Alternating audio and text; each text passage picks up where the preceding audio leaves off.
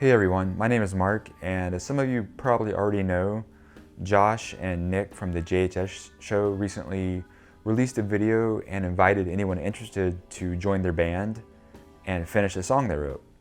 So I decided to accept the invitation, and this video is going to be my official contribution to the #JamWithJHS project. But before we get into it, I wanted to ask everybody to stick around to the end of the video because I'm going to explain a little bit about the creative process and what inspired the parts that I wrote and some of the gear that I used to record the guitar parts with. So let's go ahead and dive into it and check out the song.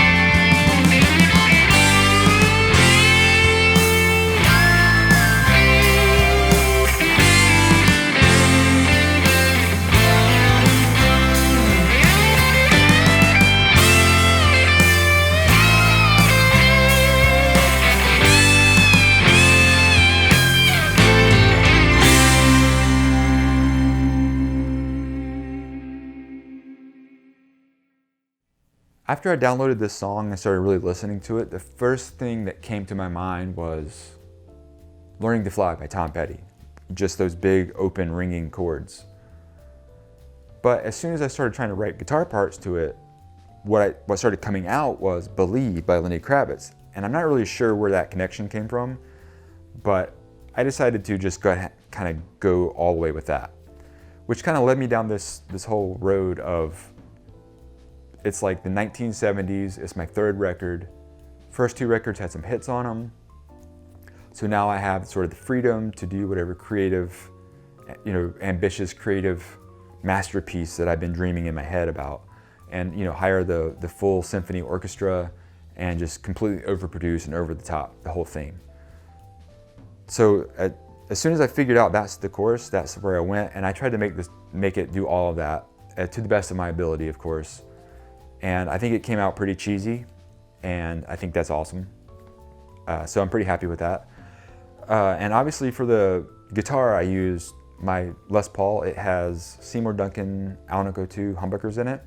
And I also used some Mojo tone treble bleed circuits on the volume pots so I could get a better clean tone by rolling, without losing any high end by rolling the volume down.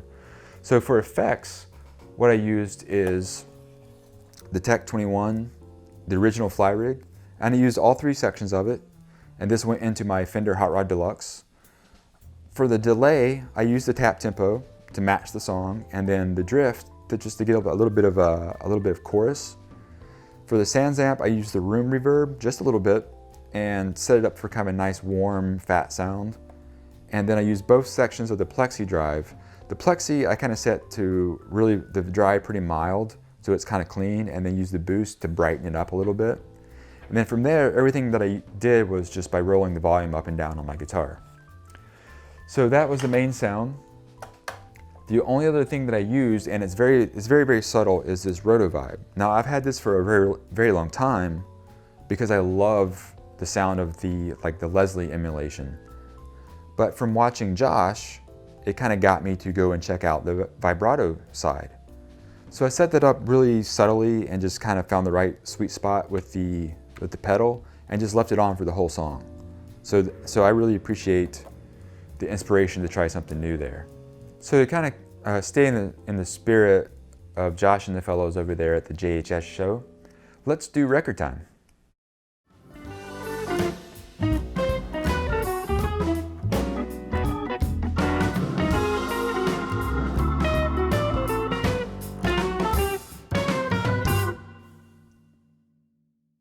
So today, record time is going to be brought to you by my good friend Kage, who is a stop motion animation artist.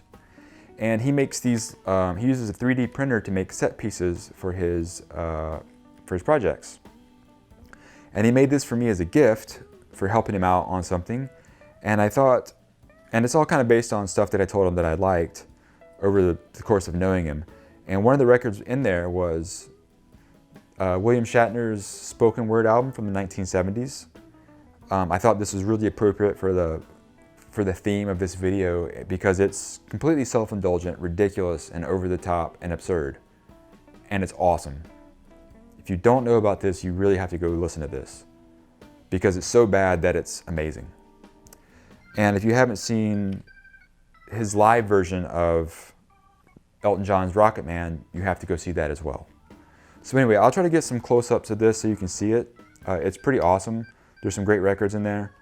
But also I'm going to leave some links to Kage's work because everyone should check this guy out. He's a really talented dude. He did a video for our friends in the Dallas-based group New Ellum. They have a song called Devil's Bail. He did all the animation for that video, and his Instagram page has a bunch of really cool stuff on it as well. So links in the description, go check all that stuff out. And that is the end of record time, and that's the end of this video. So I'd like to say thank you to Josh and Nick for this invitation. And I'm also looking forward to hearing what everybody else has come up with for this song. It's going to be really interesting because I know there's a lot of really creative and talented people out there, and just hearing how different people interpreted that those chords is going to be amazing. So good luck to everybody, and thanks for watching this video, and we'll see you again soon. Cheers.